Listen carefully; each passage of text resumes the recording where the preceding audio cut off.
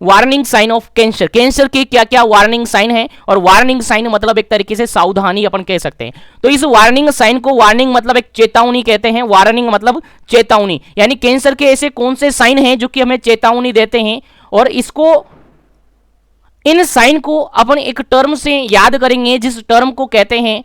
Question, जिस term को अपन कहते हैं क्वेश्चन, और क्वेश्चन का हिंदी मीनिंग अपन देखें तो सावधानी होता है। क्या होता है हिंदी मीनिंग? सावधानी होता है। यानी कैंसर का वार्निंग साइन जो होता है वो रिप्रेजेंट किया जाता है क्वेश्चन से, और क्वेश्चन को हिंदी में कहते हैं सावधानी, और वार्निंग को कहते हैं चेतावनी। यानी चेतावनी से आप याद रखें, चेतावनी आपको मिल रही है, उससे याद रखें कि चेतावनी मिल रही है तो सावधानी बरतनी पड़ेगी। यानी चेतावनी मिल रही है, वार्निंग आपको मिल रही है, तो आपको क्वेश्चन भी रखना पड़ेगा, पेशेंस रखते हुए क्वेश्चन बरतना पड़ेगा, क्वेश्चन रखना पड़ेगा, यानी सावधानी बरतनी पड़ेगी, तो ही जाकर आपको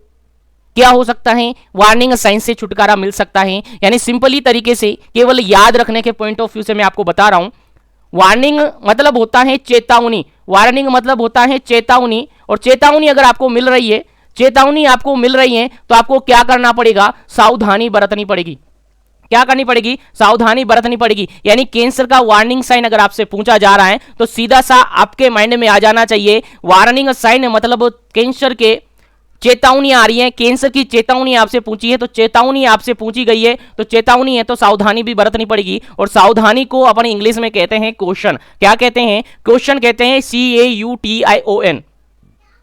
ठीक है। तो क्वेश्चन अपन कहते हैं, और इस क्वेश्चन के हर वर्ड से, हर एक अल्फाबेट से एक नया साइन निकल कर आता है, और ये नया साइन ही वार्निंग साइन होता है कैंसर का।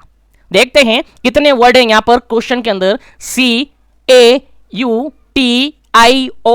देखिएगा 1 2 3 4 5 6 और 7, यानी वार्निंग साइन की अगर अपन बात करें तो कैंसर के बेसिकली 7 वार्निंग साइन माने जाते हैं, जो कि अपन डिटेल से 1 बाय 1 डिस्कस करेंगे। सबसे पहले देखिएगा क्वेश्चन के अंदर C आता है, सबसे पहले क्वेश्चन के अंदर C आता है, और C रिप्रेजेंट करता है, देखिएगा C रिप्रेजेंट करता है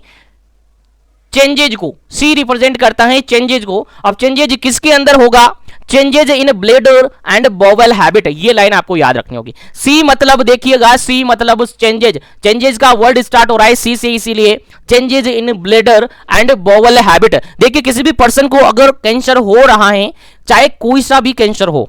चाहे वो हेमेटोलॉजिकल कैंसर हो, चाहे लंग कैंसर हो, चाहे इसोफेजियल कैंसर हो, चाहे जीआईटी सिस्टम से रिगार्डेड कैंसर हो, या फिर अदर कोई सा भी कैंसर हो, उसके अंदर ये वार्निंग साइन देखने को मिलेगा कि पेशेंट को कैंसर है, तो उसके बॉवल मोमेंट और ब्लैडर हैबिट, या ब्लैडर मोमेंट या बॉवल मोमेंट या ब्लैडर हैबिट, कैसे भी आप कह सकते हैं, उसका ब्लैडर और बॉवल है अफेक्ट होगा, और अफेक्ट होगा तो उनके अंदर चेंजेज आ सकता है। तो पहला वार्निंग साइन है दैट इज सी, इंडिकेट करता है changes in bladder and bowel habit,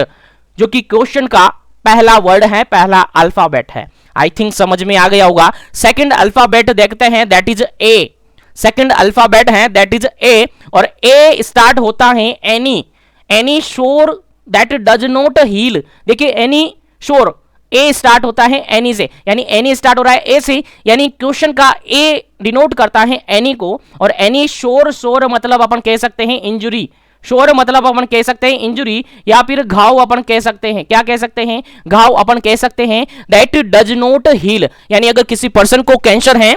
या किसी पर्सन को ट्यूमर हो रखा है, किसी पेशेंट को कैंसर है, तो उसके अंदर अगर कोई भी शोर हो जाता है, कोई भी घाव हो जाता है, तो वो इजीली क्या नहीं हो पाता है, हील नहीं हो पाता है, यानी घाव सही नहीं हो पाता है, यानी घाव भर नहीं पाता है, और ये सेकंड वार्निंग साइन माना जाता है कैंसर का। आई थिंक समझ में आ गया होगा second warning sign. Third warning sign अपन देखें तो क्वेश्चन के अंदर थर्ड वर्ड है that is U, third word है दैट इज यू, और यू रिप्रेजेंट करता है अनयूजुअल को, यू रिप्रेजेंट करता है अनयूजुअल को। तो यहां पर अनयूजुअल ब्लीडिंग और अनयूजुअल सीक्रेशन अपन कह सकते हैं, अनयूजुअल ब्लीडिंग और अनयूजुअल सीक्रेशन, यानी आपकी बॉडी पार्ट से अनयूजुअल ब्लीडिंग हो सकती है, या अनयूजुअल सीक्रेशन हो सकता है आपकी बॉडी पार्ट से। तो ये थर्ड वार्निंग साइन है आपका। पहला warning sign C, second warning sign A, और third warning sign U, that is unusual bleeding और अनयूजुअल सीक्रेशन ऑफ बॉडी। याद रखिएगा, भूलना नहीं है। नेक्स्ट आगे बात करते हैं तो फोर्थ वार्निंग साइन है, क्वेश्चन के अंदर फोर्थ वर्ड है दैट इज टी, और टी मीन्स होता है thickening of lump, thickening of lump, यानी कैंसर का वार्निंग साइन फोर्थ है टी, और टी से बनता है थिकनिंग ऑफ लंप, यानी लंप का थिकनिंग होना, थिकनिंग मतलब बढ़ता जाना, मोटाई बढ़ता जाना, उसकी साइज बढ़ती जाना, यही होता है थिकनिंग। लंप क्या होता है? लंप इजीली अपन कह सकते हैं ट्यूमर को, लंप किसको कह सकते हैं? ट्यूमर को कह सकते हैं। यानी अगर कैंसर है किसी पेशेंट को तो उसके अंदर लंप बनता जा रहा है, लंप बनते जा रहे हैं, और लंप बनने के साथ यानी ट्यूमर होते जा रहे हैं, वो ट्यूमर अपनी साइज में बढ़ते जा रहे हैं, अपनी साइज को बढ़ाते जा रहे हैं, ऐसी कंडीशन को या ऐसे साइन को कैंसर का वार्निंग साइन माना जाता है। दैट रिप्रेजेंट टू टी, यानी क्वेश्चन के अंदर फोर्थ वर्ड है T, that denote the thickening of lump और ट्यूमर, यानी ट्यूमर की थिकनिंग होना, ट्यूमर का बढ़ना, ट्यूमर का साइज बढ़ना, कैसे भी आप समझ सकते हैं, लेकिन याद रखिएगा क्वेश्चन का फोर्थ वर्ड है टी, और फोर्थ वार्निंग साइन है कैंसर का that is a thickening of